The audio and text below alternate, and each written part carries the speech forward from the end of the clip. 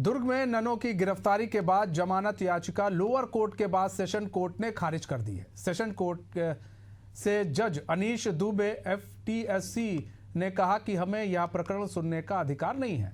यह मानव तस्करी से जुड़ा मामला है जिसकी सुनवाई बिलासपुर की NIA कोर्ट में हो सकती है, जिसके बाद अब वकील बिलासपुर के NIA कोर्ट में याचिका दायर करेंगे।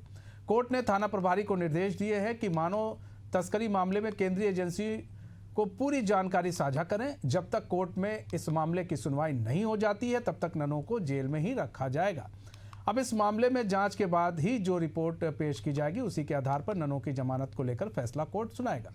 वहीं बजरंग दल ने ननों की गिरफ्तारी के मामले में कहा कि विपक्ष के नेता खुलकर समर्थन में आए हैं, लेकिन छत्तीसगढ़ के हिंदू नेता इस पूरे मामले में कुछ भी नहीं कर रहे हैं। हम चाहते हैं कि हमारे नेता भी धर्मांतरण और मानव तस्करी के मामले में अपना पक्ष रखें। आपको बता दें कि दुर्ग में 2 ननों को मानव तस्करी के आरोप में अरेस्ट किया गया, जो फिलहाल दुर्ग जेल में बंद है। इस मामले में जमकर राजनीति हो रही है। कांग्रेस और CPI के डेलीगेट्स ने ननों से मुलाकात की। मुलाकात के बाद दोनों ही पार्टियों ने सरकार पर दुर्भावनापूर्ण कार्रवाई करने का आरोप लगाया।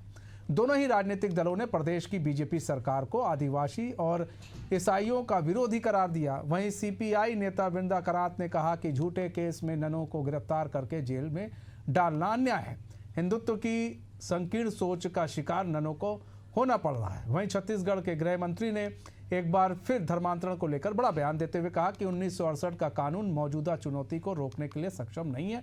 सरकार बहुत सारे नए प्रावधान लाने जा रही है, नया कानून लेकर आएंगे और धर्मांतरण को बंद कराया जाएगा और धर्मांतरण मामले में एक नया कानून जल्द से जल्द लाने सरकार लेकर आएगी। इम्तियाज हमारे साथ लाइव जुड़ चुके हैं, हमारे संवाददाता पूरी जानकारी के साथ। तो इम्तियाज, अब NIA कोर्ट में पूरी सुनवाई हो गई। लोअर कोर्ट सेशन कोर्ट ने जमानत याचिका खारिज कर दी है। उनका साफ तौर पर कहना है कि भाई अब आपको जाना है तो आप NIA जाइए, क्योंकि इस मामले की सुनवाई वहीं पर होगी। एक तो बड़ा झटका, लेकिन इधर सियासत भी अपने चरम पर है नन के मामले में। देखिए, बिल्कुल जिस तरीके से 25 जुलाई को दुर्ग स्टेशन से 2 नन की गिरफ्तारी हुई, उसके बाद जो है सियासत में उबाल आ गया। छत्तीसगढ़ से लेकर दिल्ली तक ये जो मुद्दा है, सड़क से लेकर संसद तक इसी की गूंज हुई। अब देखने वाली बात ये भी है कि जिस तरीके से सेशन कोर्ट और लोअर कोर्ट ने इन 2 ननों के जमानत याचिका पर जो झटका दिया है, वो भी सोचने वाली बात है और अब इस पर भी सियासत होने लगी है। उससे पहले जिस तरीके से सियासत हो रही है, क्योंकि केरल की जो सरकार है, BJP की सरकार है, वहां के डेलीगेट्स आते हैं और वो कहते हैं कि ये मानव तस्करी या धर्मांतरण नहीं है। वहीं यहाँ के मुख्यमंत्री और डिप्टी CM कहते हैं ये मामला सेंसिटिव है, हमारे बस्तर के लोगों या फिर आदिवासी से जुड़ी है, तो इस पे थोड़ा सा वेट करना होगा। वेट एंड वॉच की स्थिति है। अदालत पर भरोसा करें और न्यायालय पे भरोसा करके आप थोड़ा सा वेट करें। लेकिन आपस में टकराव कहीं ना कहीं ये राजनीति को जन्म दे रही है और जिस तरीके से तमाम जो माकपा के नेता आए, जो पूर्व के सांसद हैं, वो यहाँ आए और उन्होंने जेल में जाकर मुलाकात किया, उससे भी कई चीजें निकल कर आई। और जो वृंदा करात है, जो पूर्व के सांसद हैं, उन्होंने साफ कहा है कि यहाँ जो है उनके साथ न्याय किया गया है, मारपीट किया गया है और लगातार जो है उनको ये दबाव डाला गया है कि जिस तरीके से आपको बयान पलट कर देना है। लेकिन इन तमाम मुद्दों के बाद अब ये जो मामला है वो NIA के पास चला गया है। अब देखने वाली बात ये होगी कि बिलासपुर के NIA कोर्ट किस तरीके से इस पर जो है अपना फैसला सुनाती है। वहीं अभी भूपेश बघेल इस पर बयान दिए कि जिस तरीके से ये मामला है, गिरफ्तारी हुई, धारा लगा, क्या सेशन कोर्ट और लोअर कोर्ट को ये पता नहीं था कि ये जो मामले हैं, ये धाराएं हैं, किस कोर्ट के अधीन आता है? तो फिर इतने दिनों तक इनको अपने लोअर कोर्ट या सेशन कोर्ट में पेश करने का क्या मतलब था? पहले ही NIA को दे देते। तो ये तमाम अलग अलग दिन है, अलग अलग बयान आ रहे हैं और दोनों नन जो गिरफ्तार हुए हैं वो केरल के हैं और केरल से लोग जो हैं यहाँ आ रहे हैं और यहाँ उनसे मुलाकात की है। हालांकि कल जो है बजरंग दल ने एक बात कही है, बजरंग दल के कार्यकर्ताओं ने कहा कि भाई वहाँ के लोग जो है वो लोग इन लोग का साथ दे रहे हैं केरल से आके।